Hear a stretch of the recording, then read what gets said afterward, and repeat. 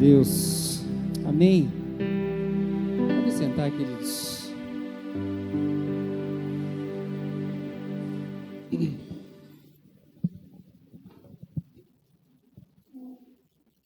Hoje eu acho que a chuva e o frio pegaram a gente de jeito, né? A gente está meio diferente hoje. E eu acho que é a chuva. Será? Tô certo ou estou errado? Não estou nada. Pelo jeito, não estou nada. Quem está bem aqui, levanta a mão. Ó, tem uma turma que não está legal, hein? Tem uma turma aí que a gente precisa orar. Só na oração. Então, talvez uma turma, que eu me incluo, né? Talvez esteja precisando de novo rever algumas coisas. Obrigado. De vez em quando a gente é acometido por um negócio chamado medo. Quem aqui sente medo de vez em quando? Levanta a mão. Tem uma turma corajosa aí, hein? Gente, todo mundo tem um pouquinho de medo. E em algumas áreas elas aflorescem mais, aparecem mais. E hoje o tema da mensagem é razões para vencer o medo. Nós temos razões para vencer o medo. E eu quero falar 4 razões muito simples, muito diretas, muito curtas, inclusive. Eu acho que vai ser uma mensagem até curta. O culto está simples hoje. Você estava... Cadê o rapaz que faz o batuque ali hoje? Né? Tem gente que não gosta muito da bateria, mas viu como faz falta? Bateria de Deus, viu? O baterista também. Guitarrista também é de Deus.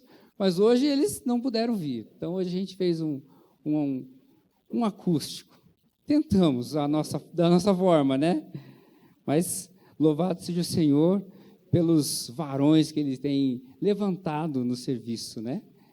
E eu tenho certeza que você foi profundamente abençoado. Até porque a palavra de Deus diz que Ele está olhando aqueles que o adoram em espírito e em verdade. Que eu e você possamos ter sido encontrados, ter sido vistos e encontrados com o nosso coração verdadeiro diante de Deus. Amém? Então, hoje a gente vai falar sobre 4 razões pelas quais nós podemos vencer o medo. Se você trouxe a sua Bíblia, abre lá em Isaías capítulo 41, do versículo 8 ao 10, nós leremos. Isaías 41, de 8 a 10.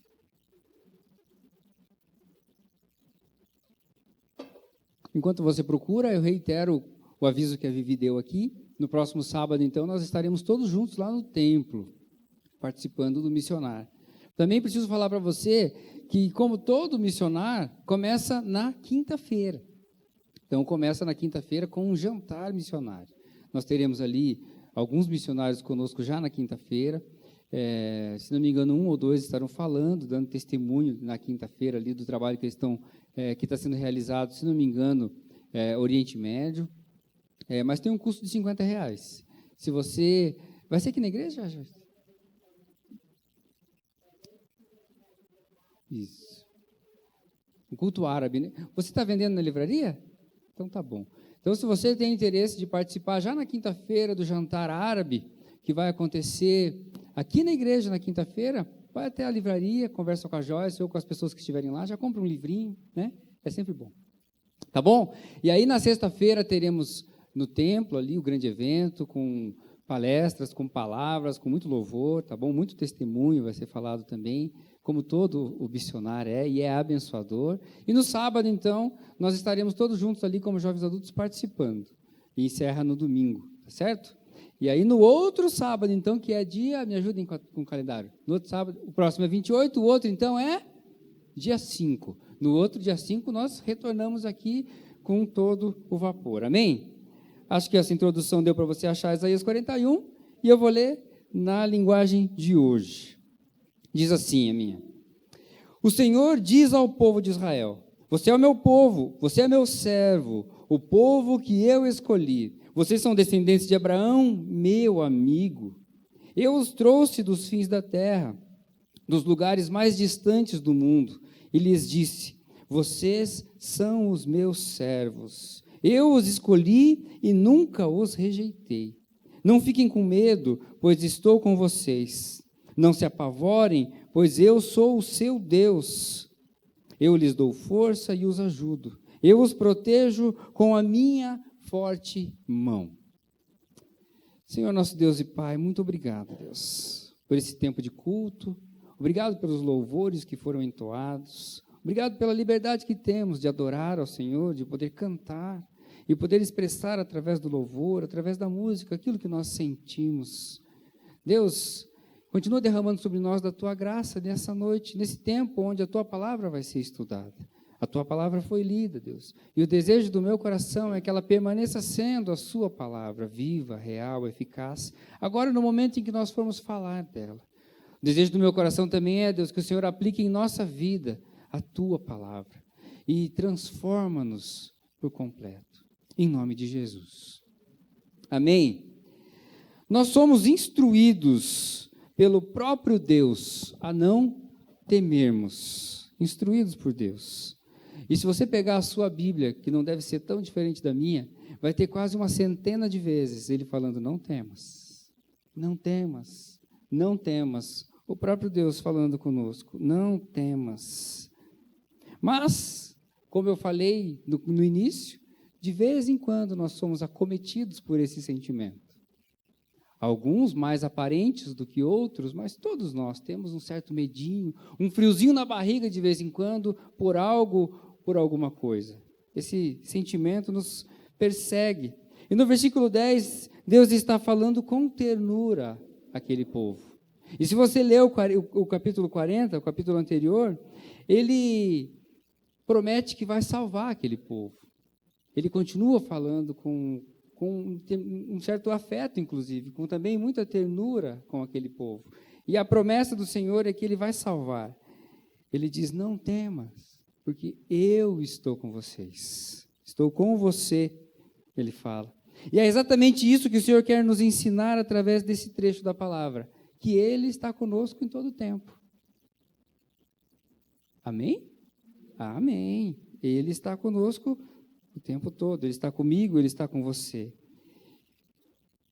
Josué capítulo 1, versículo 9, diz, não fui eu que lhes ordenei, seja forte e corajoso, não se apavore, nem desanime, pois o Senhor, o seu Deus, estará com você por onde você for. Jesus diz em Mateus 28, 20, eu estarei com vocês sempre. Eu estarei com vocês o tempo todo. Eu estarei com vocês até o final dos tempos. Jesus dizendo. Quando nós somos jovens, e nós somos jovens, né? Mas tem uma fase da nossa juventude que nós temos determinados medos. Por exemplo, qual é a profissão que eu vou percorrer? Será que ela vai me dar dinheiro? Será que ela vai... E a gente fica em dúvida e com medo de errar. Um pouquinho mais... E o meu filho está nessa fase, ele está com 17 anos, e de vez em quando a gente fala com ele, Lucas, o que você está pensando em fazer esse ano? Ele vai fazer o vestibular. E aí, filho, o que você vai fazer? Ele já falou 50 cursos. E será que ele tem medo de errar? No fundo, ele tem. Por uma série de razões. Ele não quer sofrer, ele quer seguir seus próprios passos, talvez ele não quer desapontar a família, eu não sei. Mas o medo existe. Passou um pouquinho dessa fase, chega uma fase que talvez alguns de nós conhecemos, alguns ainda permanecem. Eu preciso casar, eu quero casar. É a fase da Nicole, a Nicole está com 23 anos. E agora começou a vir com essa ideia de casamento. Mas, misericórdia, né, amor? Mas, assim como a gente não quer que ela erre, ela também tem medo. Será que eu não vou errar?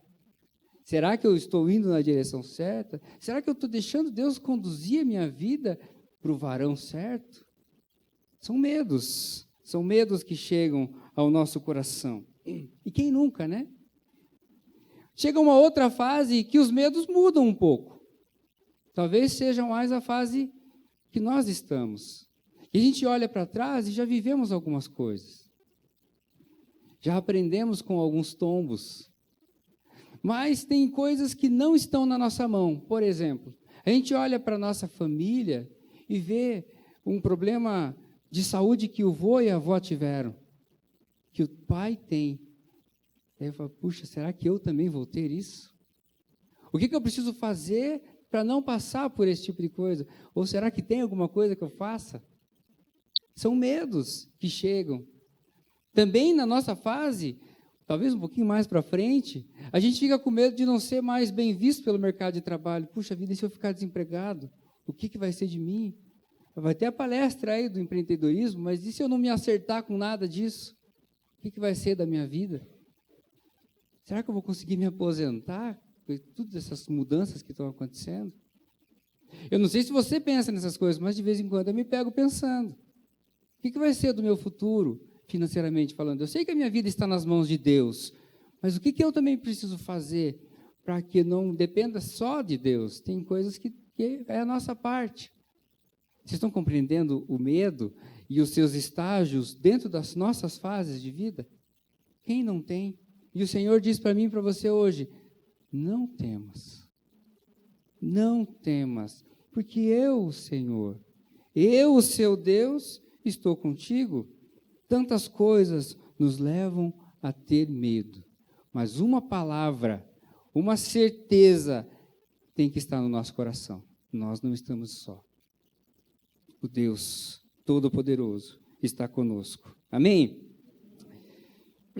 Quando damos ao Senhor o seu legítimo lugar em nossas vidas, ou seja, quando nós permitimos que Ele assuma o seu lugar na nossa vida, Ele se torna o nosso protetor e Ele se torna o nosso provedor. Mas nós precisamos dar esse espaço a Ele, não lutar contra a vontade dEle.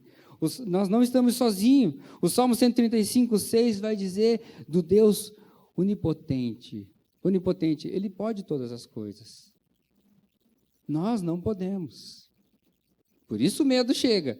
Mas se nós confiarmos no Deus Todo-Poderoso, no Deus onipotente, Ele vai conduzir as nossas vidas. Vai ser o nosso protetor no momento em que precisar. Vai ser o nosso provedor no momento em que a gente achar que as coisas estão faltando.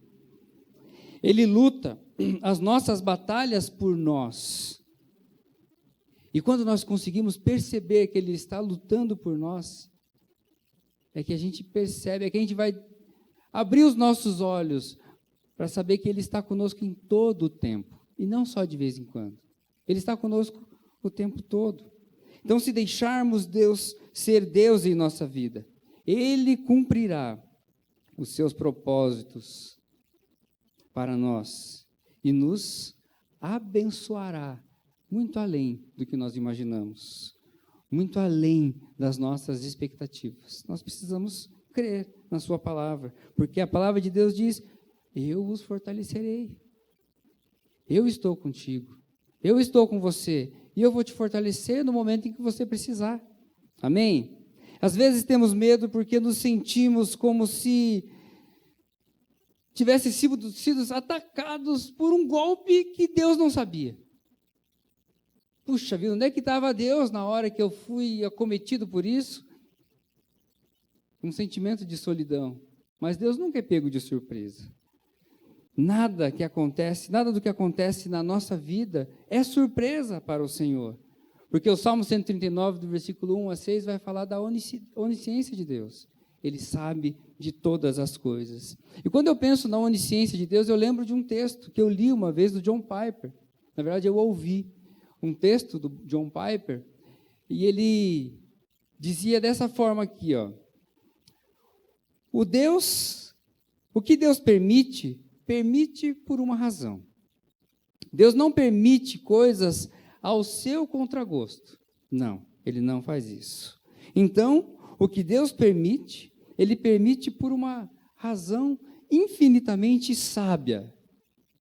Ou seja, tem coisas que nós não vamos compreender. Ou seja, eu gostei dessa expressão que ele usou, Ele nunca está deixando a bola cair. Ele nunca diz, ops, assim como nós dizemos de vez em quando, ops, alguma coisa deu errado. Não, Deus não diz isso. Ele nunca está correndo atrás do prejuízo, como muitas vezes eu e você nos pegamos. Ele tem planos. E todas as coisas estão contidas neste plano, no plano de Deus. E Ele é infinitamente poderoso em sua providência sobre qualquer coisa neste mundo. Então Deus nunca é pego de surpresa. Ele nunca está correndo atrás para resolver as nossas coisas, não. Ele tem sempre um plano com aquilo que nós vivemos. Ele tem sempre um plano para a nossa vida. E Romanos 8:28 vai dizer isso. Todas as coisas cooperam para o bem daqueles que amam a Deus e foram chamados segundo o seu propósito. É um propósito que Deus tem sobre a vida de cada ser humano. E isso é verdade. E nos traz grande conforto se conseguirmos pensar assim nos momentos de angústia. Porque se nós não conseguirmos pensar dessa forma no momento de angústia, a gente primeiro vai achar que Deus não está nem aí para nós.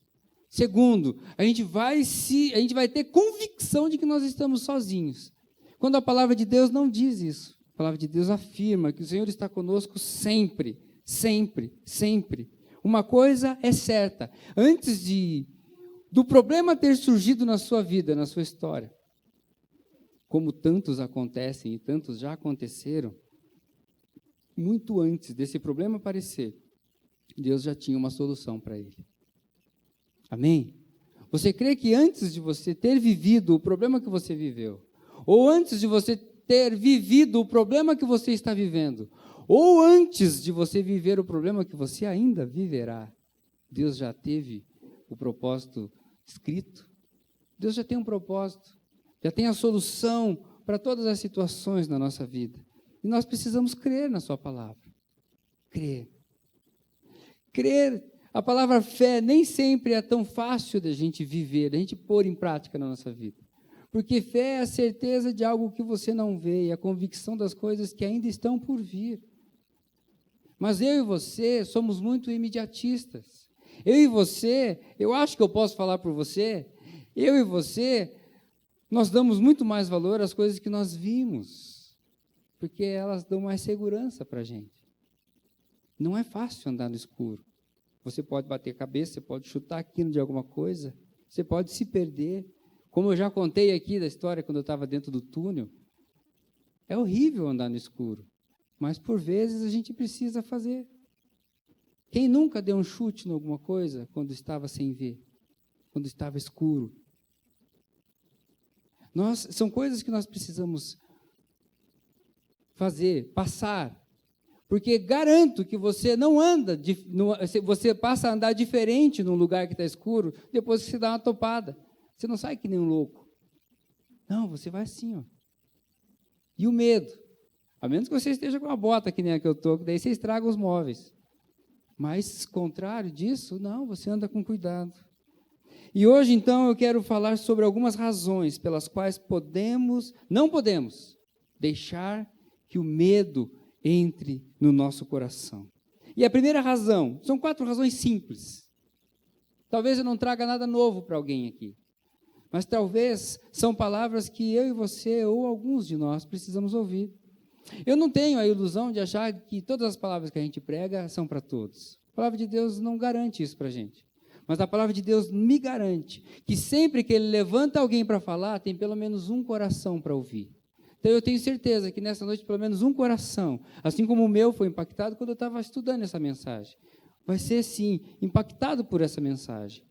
Amém? Você crê nisso? Então se for o seu, fala: Senhor, fala comigo.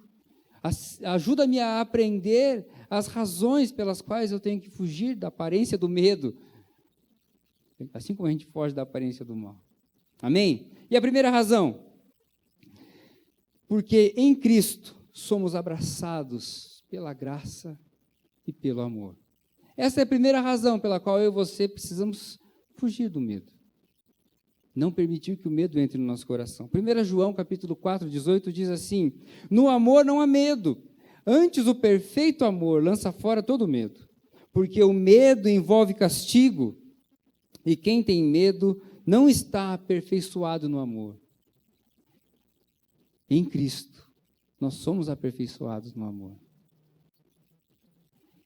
Em Cristo, nós nos sentimos protegidos e abraçados por sua graça, pelo seu cuidado e pelo seu amor. Mesmo em meio às dificuldades da vida, Deus espera que eu e você possamos nos sentir seguros, porque Ele nos ama. A palavra de Deus diz que Ele ama. Tanto amou o mundo que mandou seu Filho para morrer por mim e por você. Ele nos ama. E o amor partiu dele.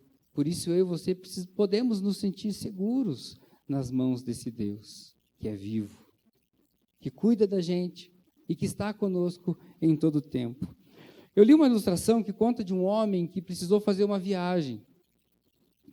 E ele, quando estava a caminho de resolver suas coisas, ele encontrou um amigo que há muito tempo ele não encontrava. E ele ficou muito feliz, mais feliz ainda de saber que ele estava indo para um lugar que este amigo também estava. Então eles combinaram, então vai você para o aeroporto, compra a passagem, daqui a pouco eu vou resolver algumas coisas antes. E depois a gente se encontra lá. Horas depois eles se encontraram e o amigo tinha comprado a passagem. E ele também tinha comprado a passagem. Só que quando ele viu, o amigo tinha comprado a passagem de 3ª classe. E ele, de 1ª. Ficou um clima chato entre eles. E aí o amigo que tinha comprado de 3ª classe falou assim, olha, eu vou entender se você quiser ir nas acomodações que você tem. Mas a gente não vai poder sentar junto. Mas eu vou entender. E o amigo dele falou assim, não, eu não abro mão de fazer essa viagem com você. Então eu vou trocar a minha para ir até onde você está. E ele abriu mão de toda a comodidade que ele tinha, de todo o conforto, de todo o cuidado que uma 1ª classe, que eu não sei nem como que é, pode proporcionar. E foi até a 3ª classe e viajou com esse rapaz. E quando eu li essa ilustração, eu logo lembrei, falei, puxa vida, é muito parecido com uma história que nós conhecemos.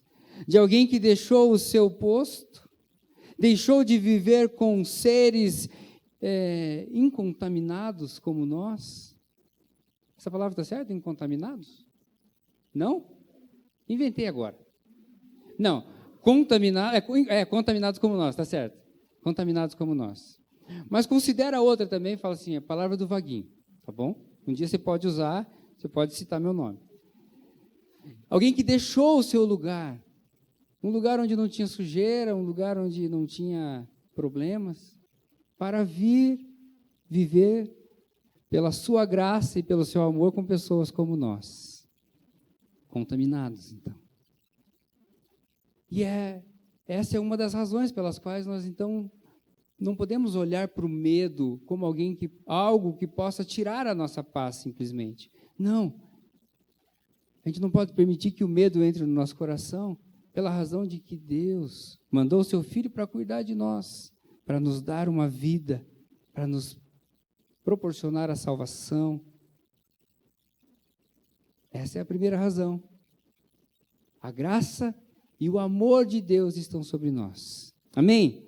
Segunda razão pelas quais nós não podemos permitir que o medo entre no nosso coração é que ninguém pode atrapalhar os planos de Deus ou a vontade de Deus para a sua vida. Ninguém.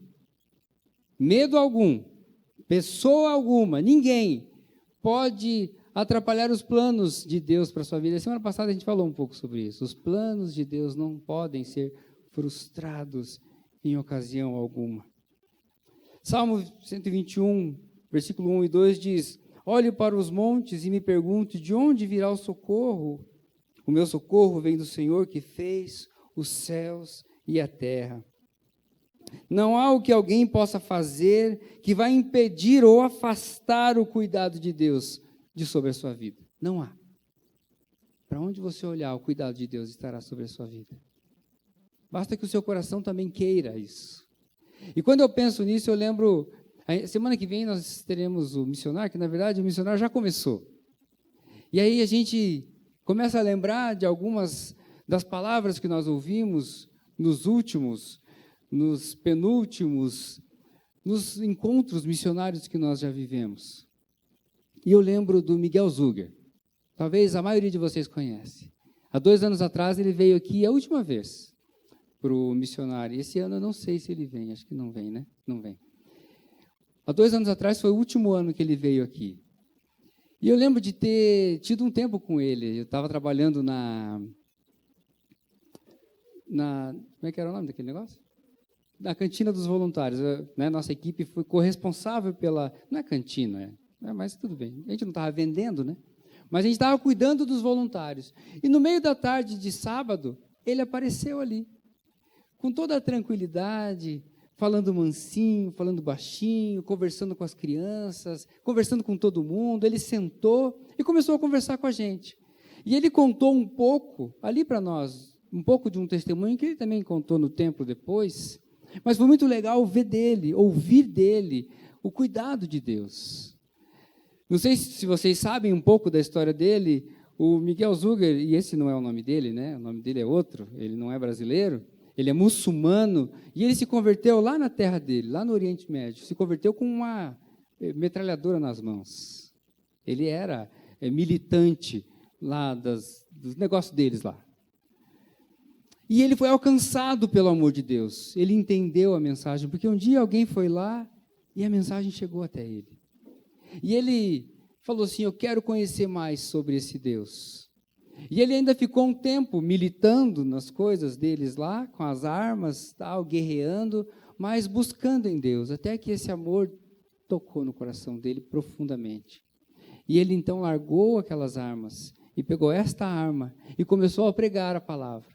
Onde ele ia, onde ele vai, ele prega sobre a palavra de Deus. Só que isso lá para eles gerou um problema muito grande. Ele começou a ser perseguido, ele começou por várias vezes ele foi preso, por várias vezes ele sofreu maus tratos, por várias vezes ele foi torturado. Mas teve, dentre tantas histórias que mexem com a gente, mexem com a nossa fé, inclusive. Tem uma, que eu não sei se foi a última, mas que mexeu muito comigo. Não foi ele quem foi preso, foram 4 ou 5 meninos que estavam com ele. E levaram esses meninos para um lugar onde ninguém sabia. Mas fizeram uma ligação para ele e falaram assim, nós vamos trocar estes meninos por você. Nós vamos te prender e nós vamos acabar com você. E na hora que ele recebeu essa mensagem, ele falou com a família, e ele falou com várias igrejas que sustentam ele lá, inclusive com a nossa igreja. E essa mensagem chegou nos grupos para a gente. E a gente começou a orar. Como ministério, como igreja, nós começamos a orar. Deus, cuida da vida do Miguel. Mas também cuida da vida dos meninos. A gente não quer que nada de mal aconteça. O Senhor tem um plano. O Senhor tem feito tantas coisas boas e bonitas a partir da vida desse homem. Deus, não permita, não permita, não permita. E a gente ficou, acho que umas 12 horas sem notícias. Quando a gente soube, ele tinha ido lá se entregar. Aí a gente ficou preocupado, a gente falou, puxa vida. E a gente orando aqui, em todos os lugares por onde ele se comunicou, estavam orando por ele. E o mais impressionante, ele foi para se entregar. Ele descobriu onde aqueles meninos estavam. Era um barracão distante, quase na divisa da cidade. E ele foi até lá, caminhando, ele encontrou o barracão, ele entrou, ele encontrou os meninos, ele soltou os meninos, e ele saiu andando, saíram da cidade e ninguém viu eles. Ninguém viu. Eu falei, meu Deus. O dia que ele mesmo gravou um áudio, quando ele saiu, ele atravessou a linha da cidade, ele mandou um áudio, olha, eu quero dizer que eu estou bem, eu fiz isso, e nada me aconteceu. Um milagre. Ele entrou sem ser visto, ele saiu sem ser visto, e até hoje ele tem pregado a palavra de Deus, testemunhado do amor e do cuidado de Deus sobre a vida dele, sobre a vida da família dele, sobre a vida daquele povo que tem conhecido a palavra. E pouco a pouco, mais e mais pessoas estão conhecendo a verdade. Mais e mais o inferno está sendo saqueado, porque Deus tem um propósito. Porque Deus tem um propósito. Mais e mais, porque os planos de Deus não podem ser frustrados. Essa é uma das razões. A segunda razão pelas quais eu e você não podemos deixar que o medo entre no nosso coração. Os planos de Deus não podem ser frustrados sobre a sua vida. Aconteça o que acontecer, se portas foram fechadas diante da sua vida, é porque Deus não queria essa. A menos que você não esteja com a vida nas mãos de Deus. Aí eu já não posso garantir isso. Mas quando nós entregamos a nossa vida nas mãos de Deus, e a palavra de Deus vai nos ensinar que o melhor lugar para nós estarmos é o centro da vontade de Deus. Se nós ali estivermos, nada vai frustrar os planos de Deus sobre as nossas vidas. Amém? A terceira razão pela qual nós não podemos deixar o medo invadir o nosso coração e nos dominar é porque Deus estará conosco e nos sustentará em todas as aflições. Amém? Isaías 41, nós lemos do 8 ao 10, o versículo 13 diz assim: porque eu, o Senhor, o teu Deus, te tomo pela tua mão direita, não temas, porque eu te ajudo. Os erros do passado às vezes tendem a nos atormentar, às vezes tendem a nos deixar ansiosos pelo que está por vir, e às vezes mexe até com a nossa fé.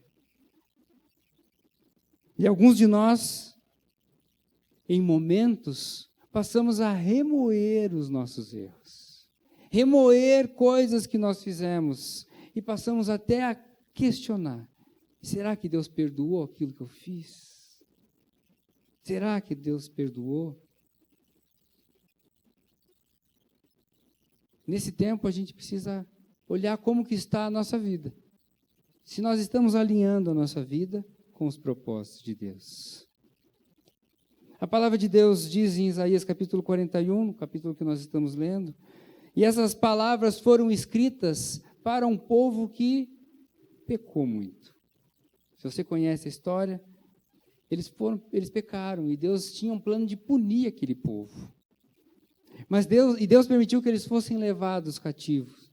Mas mesmo eles indo, Deus já tinha preparado um plano para que aqueles que quisessem, para aqueles que se arrependessem, para que aqueles que estivessem com o coração maleável diante de Deus, pudessem se reencontrar com Ele. É assim que Deus trabalha. Nada pega Ele de surpresa. Ele tem sempre um plano para a minha vida, para a sua vida, sobre qualquer coisa. E hoje, ainda nos nossos dias, Deus nos mostra esse tipo de amor, esse tipo de misericórdia por mim e por você, por aqueles que se arrependem e querem segui-lo. Aquilo que nós fizemos, a palavra de Deus diz que Ele joga no mar do esquecimento. Acho que foi semana passada que eu falei isso também. Ele joga no mar do esquecimento e não lembra mais. A gente não precisa ficar remoendo os nossos erros, que são muitos. Se nós entregamos a nossa vida nas mãos de Deus, a palavra de Deus diz que aquele que confessa com a sua boca e crê com o seu coração, aquele que fala e aquele que crê profundamente em seu coração está salvo. Os nossos erros ficaram para trás, é daqui para frente, mas precisa haver arrependimento sincero, mudança de vida. Precisa existir fé verdadeira, crer que o Senhor está conduzindo todas as coisas. Amém? A quarta e última razão, a fidelidade está fundamentada no poderoso valor do seu nome. Romanos 8:31 diz: se Deus é por nós, quem será contra nós? A fidelidade de Deus está em seu nome, sobre as nossas vidas. A Bíblia nos diz repetidamente que Deus é um Deus de justiça. E por isso, Ele está cuidando de nós todo o tempo. Por isso, Ele está com a sua justiça sobre nós. E é muito interessante porque a gente começa a ler a Bíblia e dificilmente a gente vai conseguir definir Deus. Mas existe uma razão pela qual a gente não consegue definir Deus. Porque nós somos criatura. A criatura não consegue definir o Criador. O máximo que a gente pode fazer é ter conceitos a partir dos atributos de Deus, que são muitos. Atributos são as qualidades que estão em Deus. E a partir destas qualidades, nós vamos ter um pequeno conceito, mas muito significativo. Tem um teólogo chamado Langston, que ele conceituou Deus da seguinte forma: como um espírito pessoal, perfeitamente bom, que em santo amor dirige, guia, governa e sustenta todas as coisas. E isso tem que fazer sentido na nossa vida, porque Ele está governando a nossa vida, Ele está dirigindo, Ele está nos guiando, e Ele está nos sustentando em todo o tempo. Deus, olhando para a vida de José e Daniel, por exemplo, personagens conhecidos, vemos dois grandes exemplos positivos de quem confiou na palavra de Deus. Confiaram na boa mão do Senhor que os sustentou, que cuidou de cada um do seu jeito, no seu tempo, mas cuidou. Deus sustentou ambos com sua mão, e Ele nos sustentará também, se nós, como José e Daniel, confiarmos nele. Se nós, como José e Daniel, obedecermos as suas palavras e os seus mandamentos. Essa boa mão também está sobre a nossa vida, cuidando de nós. Vou repetir o versículo 13 de Isaías 41. Porque eu, o Senhor, teu Deus, te tomo pela tua mão e te digo, não temas, porque eu te ajudo.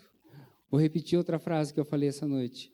Não há lugar melhor para estarmos senão o centro da vontade de Deus. Se nós estivermos com a nossa vida no centro da vontade de Deus, mal algum vai nos derrubar. Não é que eles não podem nos alcançar, mas mal algum vai nos derrubar, porque a forte mão do Senhor nos sustenta.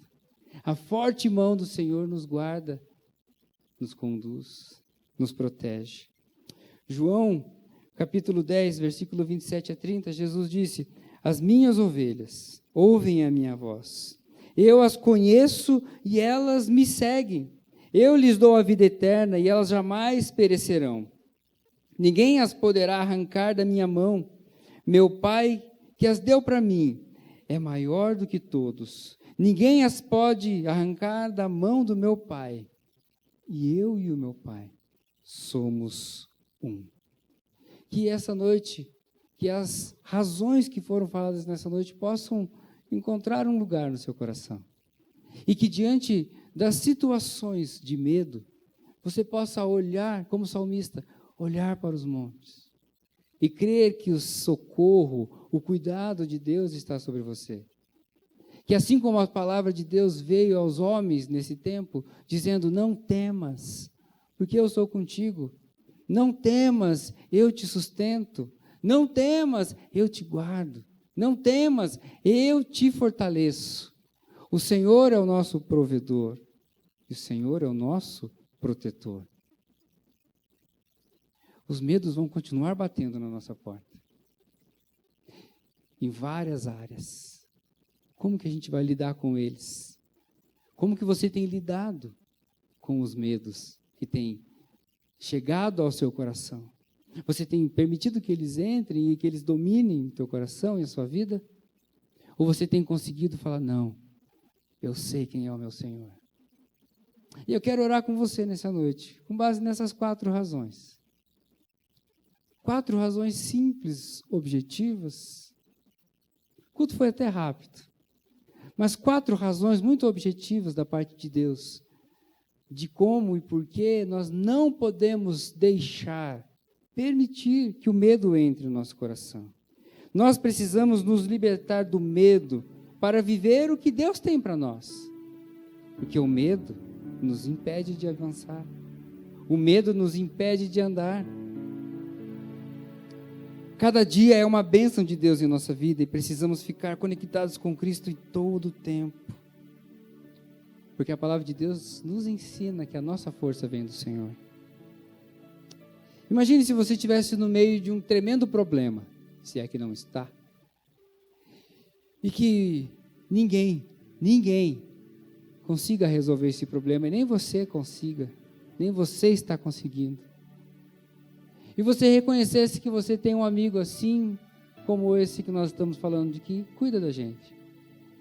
E esse texto de Isaías 41, ele tem uma frase que é muito importante para mim e para você. Deus está falando do seu amigo. Vocês são descendentes do meu amigo Abraão. Um amigo. Um amigo. Abraão caminhou com Deus. Não foi totalmente obediente ao Senhor, mas aquilo que o Senhor falou que ia acontecer na vida dele, aconteceu.